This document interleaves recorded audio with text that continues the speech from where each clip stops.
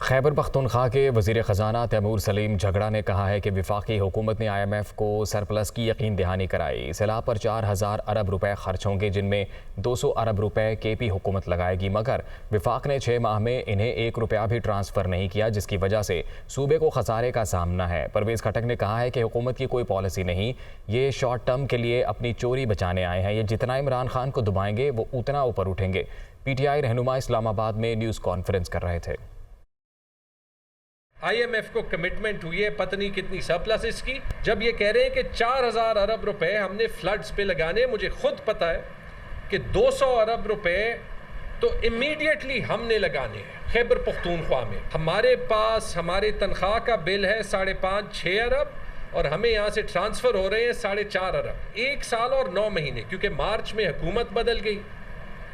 68 अरब रुपए इमरान खान ने खैबर पख्तूनख्वा को, एक छोटे सूबे को ट्रांसफ़र किए। ये मुझे बताएं ये 6 महीने में कितने ट्रांसफ़र किए? 1 रुपए भी नहीं ट्रांसफ़र। ये हमारा इन्हीं हक है। वो हमें अभी 60 अरब रुपए के खसारे में लेके चला गया। जब हुकूमत बनती है, हुकूमत की कोई पॉलिसी होती है, कोई प्रोग्राम होता है कि आगे हमने चल के क्या करना है, कैसे टैक्स कलेक्शन करनी है, मुल्क को कैसे आगे लेके जाना है। इनकी कोई पॉलिसी है ही नहीं, क्योंकि ये हुकूमत चूचू का मुरब्बा है। 11 पार्टियां हैं, सब ने अपनी दुकानें खोली हुई हैं। उनसे क्या पॉलिसी आएगी? वो तो एक शॉर्ट टाइम के लिए आए और अपना काम दिखा रहे हैं। ये आए इसलिए है कि चोरी ख़त्म करें, मुल्क को लूटे, अपने आप को साफ़ करें और इमरान खान के साथ ज़्यादती करें। इंशाल्लाह इमरान खान को कोई कुछ नहीं कर सकता। जितनी सख्ती करोगे ऐसे ही पब्लिक उठेगी और ऐसा वक्त आएगा कि तुम घरों से नहीं निकल सकोगे। वज़ीर आला अब्दुल कुद्दूस बज़िंजो ने कहा है कि सैलाब ने बलूचिस्तान में बहुत नुकसान पहुँचाया। कोशिश है सूबे की आवाम को मुश्किलात जल्द ख़त्म हों। आवारान में जलसे से खिताब करते हुए अब्दुल कुद्दूस बज़िंजो का कहना था, वही कौमें तरक्की करती हैं जो अपने इदारों का एहतराम करती हैं। अमन व अमान की ख़राब सूरत हाल ने हमें कई साल पीछे धकेल दिया है। सैलाब हो, ज़लज़ला या अमन व अमान का मसला, हर मुश्किल घड़ी में पाक फ़ौज ने भरपूर मदद की। सैलाब हमारे लिए कड़ा इम्तिहान है। वज़ीर आला बलूचिस्तान ने आवारान के लिए सेहत, तालीम और बिजली मंसूबों का ऐलान भी किया। वज़ीर रेलवे ख्वाजा साद रफ़ीक का कहना है कि बलूचिस्तान में सैलाब से बहुत तबाही हुई। 30 सितंबर तक कोयटा से तफ्तान तक ट्रेन ऑपरेशन बहाल कर देंगे। दुआ है मज़ीद बारिशें ना हों और सैलाब मुतासरीन अपने घरों को वापस लौट जाएं।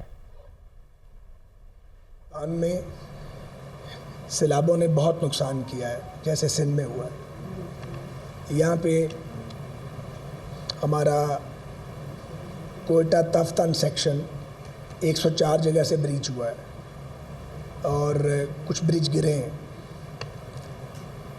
उसको इंशाल्लाह हम 30 सितंबर तक बहाल कर देंगे। कोशिश कर रहे हैं जो इंसानी बस में है कि अर्लीस्ट ये ट्रैक्स, ये पानी नीचे जाए और उसके नुकसानात सामने आए और फिर फ़ौरन रिपेयर वर्क हम शुरू कर देंगे इंशाल्लाह ताला। आप बस दुआ करें अल्लाह ताला इस सैलाब के अजाब से और मुसीबत से इस कौम की जान छुड़ा दे और बारिश ना आए। बाकी सब लोग अपनी एफ़र्ट कर रहे हैं, सिविल गवर्नमेंट, अफवाज पाकिस्तान, NDMA, PDMA, लेकिन आफत बहुत बड़ी है। अमीर जमात इस्लामी सिराजुल हक ने कहा है कि हुकूमत और अपोजिशन सैलाब मुतासरीन की मदद के बजाय एक दूसरे की टांगें खींच रही है। हम IMF के ग़ुलाम नहीं कि हर माह बिजली की कीमतें बढ़ाई जाएं। वो लोअर दीर में खिताब कर रहे थे। पाकिस्तान में पाकिस्तानी कौम ने अपने लोगों को संभाला दिया है, लेकिन अफसोसनाक बात यह है कि इतना अरसा गुज़रने के बावजूद हमारी हुकूमत अब भी फ़िज़ाओं में है, ग्राउंड पे नज़र नहीं आई। 70 अरब के नुकसानात तो सिर्फ कालाम, मदियाना और बहरैन में हो गए हैं। 70 अरब के नुकसानात तो अंदरूनी सिंध और बलूचिस्तान में हुए हैं। इस तरह जनूबी पंजाब में हुए हैं। तो हुकूमत ने अब तक इतने बड़े सानहे को संजीदा नहीं लिया है। ये आपस में लड़ने का, दस्पा गिरबान रहने का, गाली गलोच का वक़्त नहीं है। ये तो तौबे का लम्हा है, इस्तिग़फ़ार का लम्हा है। लेकिन क्या PTI और क्या PDM इन गुज़श्ता 2 महीनों में इन्होंने एक लम्हे के लिए जंगबंदी नहीं की है और सैलाब के मुतासरीन के मसाइल की बजाय उनका सबसे पहला और सबसे बड़ा मसला अपनी ज़ात और ज़ाती मफादात और अपनी पार्टी के मफादात है। इस पर जितने भी अफसोस किया जाए कम है। National flood response and coordination centre ने टमाटर और प्याज के लिए हंगामी इक़दाम करने का हुक्म देते हुए सूबों को ग़ज़ाई अजनास की ज़ख़ीरा अंदोज़ी रोकने के लिए कार्रवाई की हिदायत की है। NFRCC का इजलास डेप्यूटी चेयरमैन की ज़ेर सदारत हुआ, जिसमें फूड सिक्योरिटी का तफसीली जायज़ा लिया गया। फ़ोरम ने सैलाब की तबाहकारियों के नतीजे में आवाम के खाने पीने और ज़रूरी ग़ज़ाई अजनास की तरसील के सिलसिले में अहम फ़ैसला करते हुए ग़ज़ाई अजनास ख़ुसूसन टमाटर और प्याज को फ़ास्ट ट्रैक पर मंगवाने के इक़दाम की हिदायत की। फ़ोरम को बताया गया इस वक्त ग़ज़ाई अजनास का स्टॉक काफ़ी तादाद में मौजूद है और अगली फसल की काश्त से पहले अगर बर वक्त इक़दाम कर लिए जाएँ तो ग़ज़ाई क़िल्लत नहीं होगी। Welcome back. हज़रत इमाम हुसैन रज़ी अल्लाह ताला अन्हु के चहलम के मौके पर पंजाब हुकूमत ने सूबे भर में दफ़ा 144 नाफिज कर दी है। पंजाब भर में 3 रोज़ 16 सितंबर से 18 सितंबर तक दफ़ा 144 नाफिज रहेगी। इस मौके पर पंजाब भर में डबल सवारी पर पाबंदी आयद कर दी है, जबकि सूबे भर में असलहे की नुमाइश पर भी पाबंदी आयद होगी।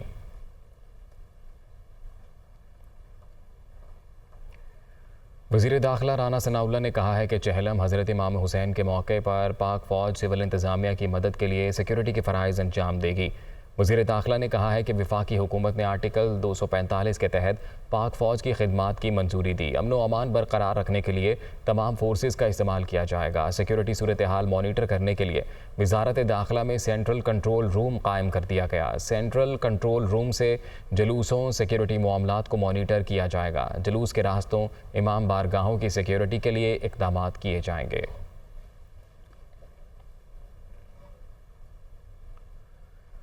हज़रत दाता गंजबख्श रहमतुल्लाह अलैह के 979वें उर्स की तकरीबात का आज आखिरी रोज़ है। रात 2 बजे दुआ होगी। इस मौके पर सिक्योरिटी के सख्त इंतजाम किए गए हैं। इसी से मुतल्लिक मज़ीद तफसीलात जानते हैं। हमारे साथ मौजूद हैं नुमाइंदा दुनिया न्यूज़ राना मोहम्मद अली। मोहम्मद अली, बताइएगा इस वक्त क्या तफसीलात हैं आपके पास? जी, रावी किनारे दाता की नगरी में इस वक्त उसकी जो आखिरी रोज़ की तकरीबात जारी हैं।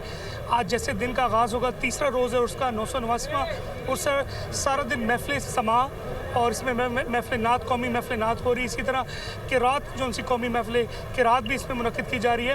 महकमा औक़ाफ़ की जानिब से दरबार की तमाम अंदर की सिक्योरिटी और दरबार के इंतज़ामात जो उनसे हैं वो महकमा औक़ाफ़ के ज़िम्मे हैं, जबकि दीगर जो तमाम दाखिली और ख़ारजी रास्तों पर लाहौर पुलिस के एहलकार तैनात किए गए हैं। तकरीबन 200 से ज़ायद ख़वातीन पुलिस एहलकार तैनात। इसी तरह यहाँ पे 25 से ज़्यादा DSPs तैनात है तमाम दाखिली और ख़ारजी रास्तों पे।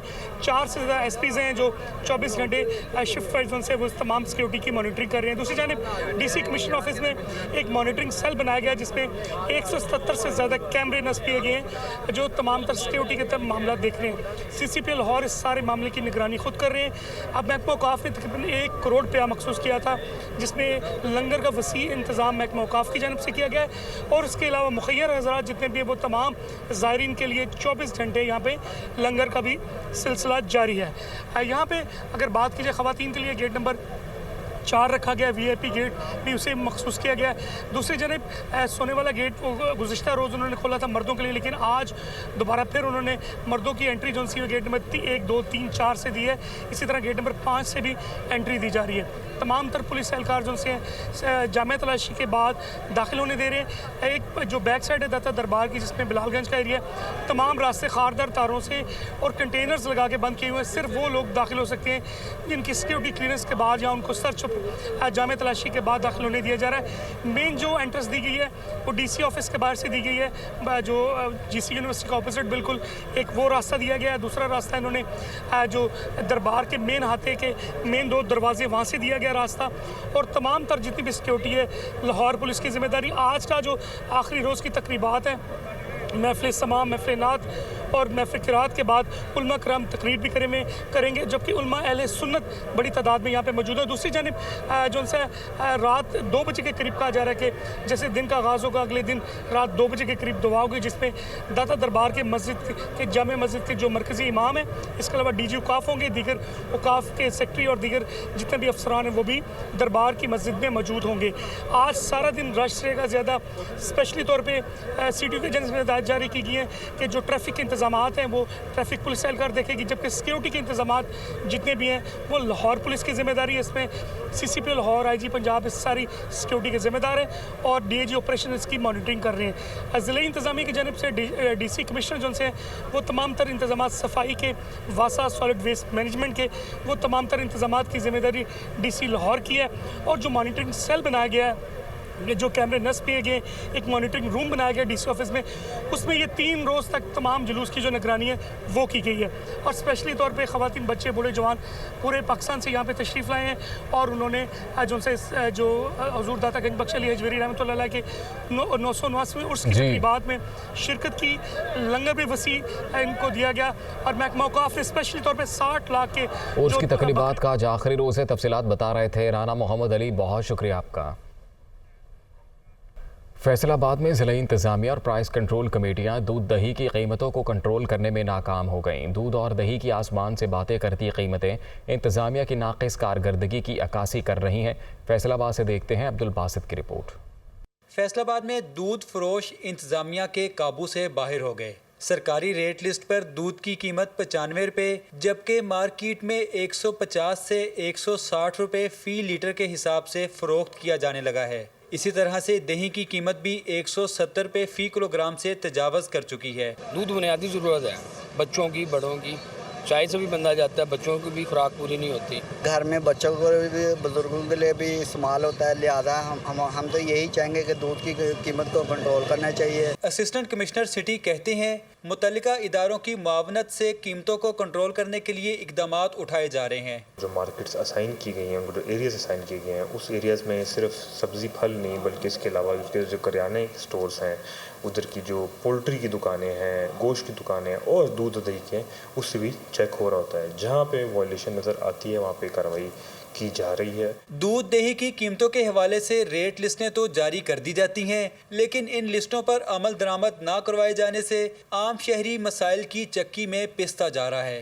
दूध, दही और इनसे बनने वाली दीगर आइटम्स की बढ़ती हुई कीमतों ने आम आदमी को मसाइल से दो चार कर रखा है।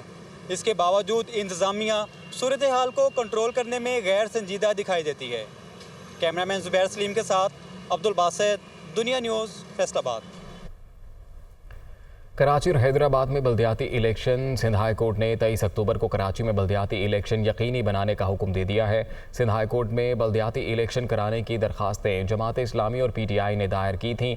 इलेक्शन कमीशन के लॉ ऑफिसर ने कहा है कि कराची में बल्दियाती इलेक्शन के लिए 23 अक्टूबर को तारीख मुकर्रर की गई है। अदालत ने कहा है कि आप ये बात तहरीरी तौर पर लिख कर दे दें। लॉ ऑफिसर का कहना था कि इलेक्शन कमीशन ने प्रेस रिलीज़ के ज़रिए ऐलान किया है, वक्त दे दें ताकि इलेक्शन कमीशन से हिदायत ले सकूं, जिस पर सिंध हाई कोर्ट ने 23 अक्टूबर को कराची में बल्दियाती इलेक्शन यकीनी बनाने का हुक्म दिया। PTI के रहनुमा सद उमर ने कहा है कि जब तक ये निज़ाम चलता रहेगा मईशत ठीक नहीं होगी। इमरान खान जल्द कॉल देने वाले हैं। पाकिस्तान को इलेक्शन की तरफ लेकर जाना होगा। जो लोग इमरान खान को माइनस करने की ख्वाहिश रखते हैं वो सब माइनस हो जाएंगे। असद उमर इस्लामाबाद में रैली से खिताब कर रहे थे। चेयरमैन ने बोल दिया है वो इंशाल्लाह ताला जल्द कॉल भी देने वाले हैं। इस वक्त जो मुल्क के हालात हैं, जो पाकिस्तान की मईशत जिस खतरनाक मोड़ की तरफ पहुंच गई है, उसको देखकर जो समझते हैं मईशत को, वो खौफजदा है इस वक्त कि कहाँ पाकिस्तान इस वक्त जा रहा है। जो एक इम्पोर्टेड हुकूमत है जिसको पाकिस्तान के अवाम मानने को तैयार नहीं है। जब तक ये निज़ाम घसीटते रहेंगे पाकिस्तान की मईशत ठीक नहीं हो सकती, पाकिस्तान इन मुश्किलात से नहीं निकल सकता। इसलिए यह पूरी कौम ने फैसला कर लिया है और अब फैसला साजों को भी फैसला करना पड़ेगा कि पाकिस्तान को एक नए इलेक्शन की तरफ ले जाना है। फैसला अवाम के हाथ में छोड़ना है। जिसकी ख्वाहिश है कि इमरान खान -1 हो, इन सब ने मिल के माइनस हो जाना है। इमरान खान कहीं नहीं जाएगा। वज़ीर आला पंजाब चौधरी परवेज़ इलाही से स्पेन के सफ़ीर जॉर्ज एंटोनियो डियोरी ने मुलाकात की है और इस दौरान मुख्तलिफ शोबों में ताउन बढ़ाने पर तबादला ख्याल किया गया। मुलाकात में पंजाब में एयर एम्बुलेंस सर्विस शुरू करने के लिए हिस्पानवी एरोनॉटिकल टेक्नोलॉजी के हसूल, मुख्तलिफ शहरों में स्पेन के जदीद तरीन मैस ट्रांजिट सिस्टम लाने पर गौर किया गया। परवेज़ इलाही का कहना था कि स्पेन के साथ ज़राअत, मुतबादिल एनर्जी, टेक्सटाइल, लाइफ स्टॉक और मैस ट्रांजिट के शोबों में ताउन को फ़रोग़ दिया जाएगा। हिस्पानवी सफ़ीर ने कहा है कि स्पेन पंजाब में जैतून, संतरा और दीगर सिट्रस फ्रूट्स की काश्त में तकनीकी मुआवनत फराहम करेगा। पीटीआई अरकान असम्बली ने कराची में बढ़ते स्ट्रीट क्राइम की सूरत हाल पर तशवीश का इजहार किया है। पीटीआई रहनुमा खुर्रम शेर जमान और दीगर ने एडिशनल आईजी कराची से मुलाकात करके तहरीरी ख़त जमा करा दिया है। कहते हैं कराची वाले 5000 के मोबाइल के लिए मर रहे हैं, पुलिस स्ट्रीट क्रिमिनल से निपटने में नाकाम है। कोई एहसास ही नहीं है इस हुकूमत को। बच्चे मर रहे हैं, बच्चियां मर रही हैं, औरतें गाड़ी में बैठी हैं, साथ में शौहर गोलियां मार के जो है उनको कत्ल किया जा रहा है। एक 5000 रुपए के मोबाइल फ़ोन के लिए अगर लोगों की जानों को बचाना है, ये हुकूमत सिंध की जिम्मेदारी है आवाम की जानो माल की हिफाजत करना, जिसके अंदर आसिफ अली जरदारी, बिलावल जरदारी और मुराद अली शाह मुकम्मल तौर पर नाकाम हो गए। बुलाएं ना बिलावल जरदारी, बुलवाइए, पूछें, इन तीनों को बिठाएं, ज़रा पूछें कि क्या हो रहा है, क्या तमाशा लगा हुआ है, कब तक चलेगा ये सिलसिला। पेशावर में 361 नए केसेस रिपोर्ट हुए, जबकि मजीद एक मरीज जाँ बहक हो गया।